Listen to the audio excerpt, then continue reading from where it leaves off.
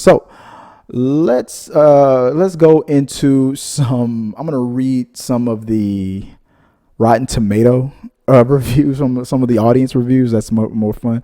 I might read some of the critic reviews. Let's just see. Let's just random. Let's pick one good one and one bad one. Here's a critic review. Fresh. Here's a fresh one.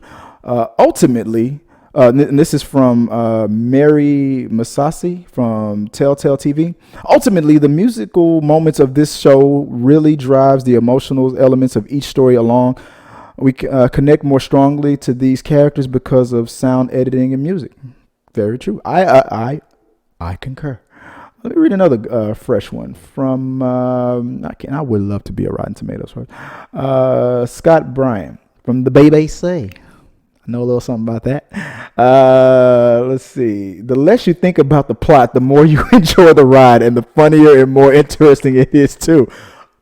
I see where you're coming from on that one. Now let's read a spoiled one. From IndieWire, Steve Green. The Umbrella Academy is left as a show that robs itself of any meaningful past or future.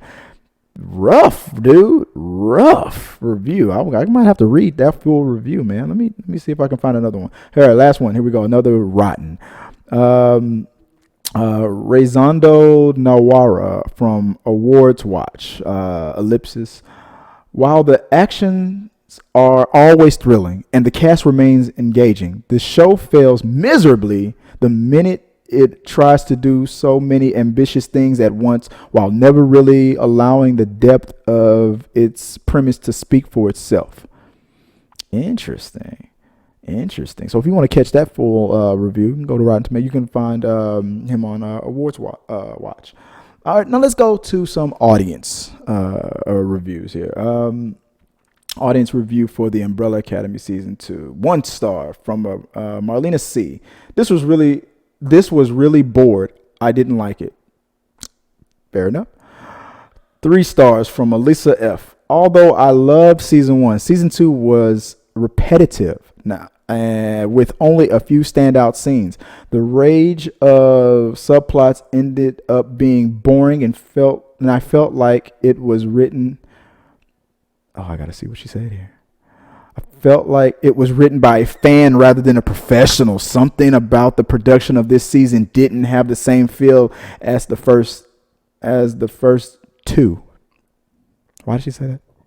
As the first did? Maybe is what she meant to say.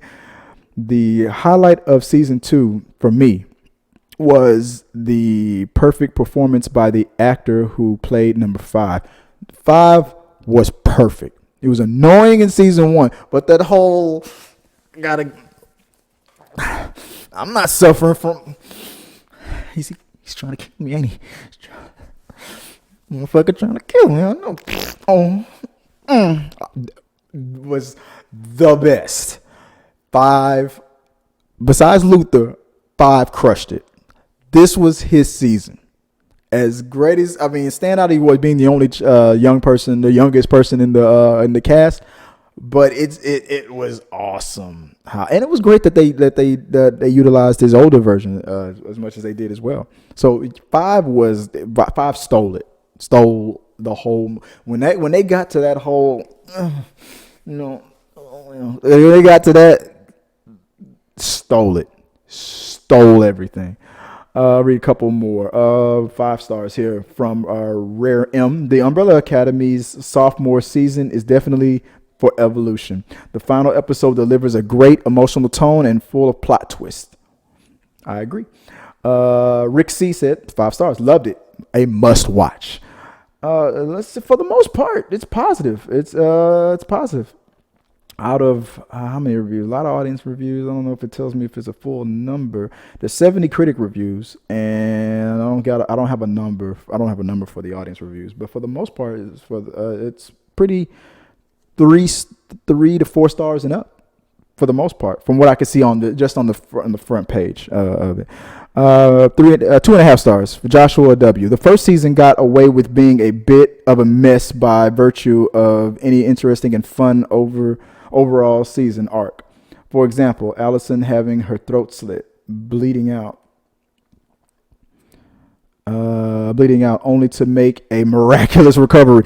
I gotta agree. I thought she was dead. I mean, she had a throat slit. I guess if you catch it, I mean, obviously you've seen so many. I mean, well, you had Addison from Grey's Anatomy there. She saved her. Look, don't try not to think about it too hard. She's a superhero. It's a comic book movie, TV series. She's not gonna die. The overall confidence, peppy dialogue, and plot convenience interactions and overriding by what is an enjoyable season. Even if the malice of the bunny-headed suits turned out to be extremely underwhelming in the final episode, losing interest in itself. This season is another jumble of storylines and characters interacting that don't make any sense, much like the first season. I gotta disagree with you on that. The first season reason is much more less enjoyable. The introduction of AJ as the new handler provides some great entertainment.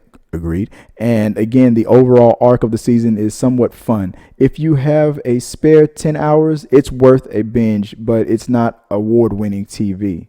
That is 3.5-star review right there. He was right there in the middle, man. He was right there. He told you what you liked about it, told you what he didn't like about it. That was Joshua W.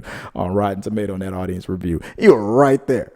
He was right there. He like, look, I ain't like that, but I like that. That was really, I like that. I like that.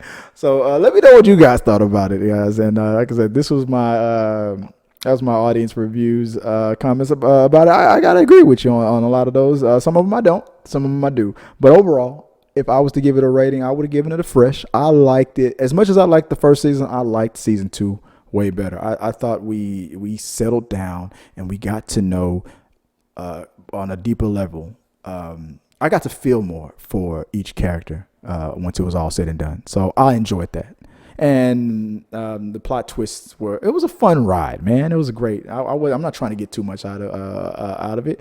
I want to have fun, and I did. They crushed it. Let me know what you guys thought about it, guys. After you watched it, did you like my review? Did you catch that? Did you also like me reading the reviews, guys? Let me know what you think about all that, and let's talk about it on We Got Your Mail. So till next time, guys. Say peace.